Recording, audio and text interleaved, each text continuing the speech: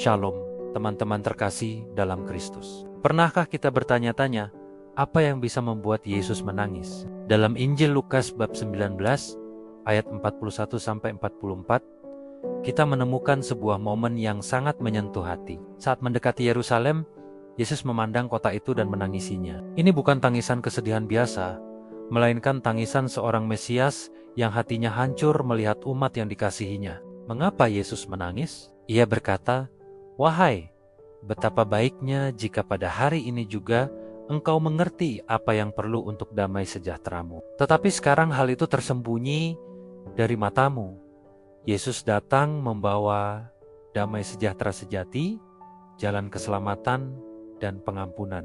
Namun banyak orang di Yerusalem pada saat itu tidak mengenalinya. Mereka menantikan seorang raja politik yang akan membebaskan mereka dari penjajahan Romawi, bukan seorang raja damai yang datang untuk membebaskan mereka dari dosa. Mereka melewatkan momen kunjungan Tuhan. Hati mereka tertutup oleh harapan duniawi, oleh kesibukan, dan oleh kebanggaan mereka sendiri. Akibatnya, mereka menolak sang sumber kehidupan. Yesus dalam kematahuannya melihat kehancuran yang akan menimpa kota itu beberapa dekade kemudian. Ia menangisi nasib mereka, bukan karena ia tidak berkuasa untuk menyelamatkan, tetapi karena mereka memilih untuk tidak diselamatkan. Kisah ini adalah cermin bagi kita hari ini.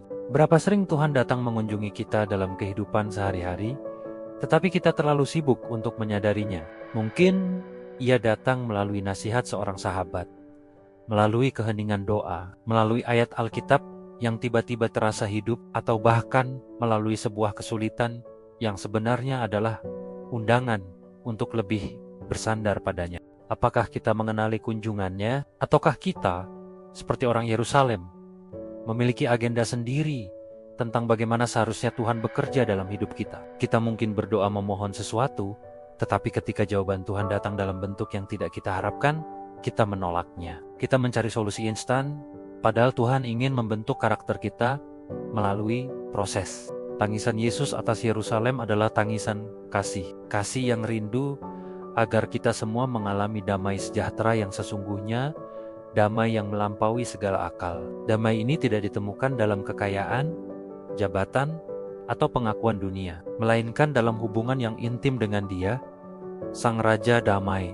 Hari ini, mari kita berhenti sejenak dari segala kesibukan kita. Mari kita buka mata hati kita lebar-lebar. Mari kita bertanya pada diri sendiri, di manakah Tuhan sedang bekerja dalam hidupku saat ini? Apakah aku menyambutnya atau justru mengabaikannya? Jangan sampai kita melewatkan saat Tuhan melawat kita. Tuhan Yesus tidak ingin melihat kita binasa. Ia rindu kita semua datang kepadanya dan menerima kehidupan kekal yang Ia tawarkan. Mari kita belajar dari kesalahan Yerusalem. Mari kita sambut Yesus setiap hari dalam hidup kita, kenali suaranya, dan ikuti jalannya. Dengan begitu, kita tidak akan pernah memberinya alasan untuk menangisi kita, melainkan memberinya alasan untuk bersuka cita atas kita. Semoga renungan singkat ini bisa menjadi berkat bagi kita semua. Mari kita terus bertumbuh dalam pengenalan akan Tuhan, agar kita selalu siap sedia menyambut kedatangannya dalam hidup kita. Terima kasih sudah menyimak. Tuhan Yesus memberkati.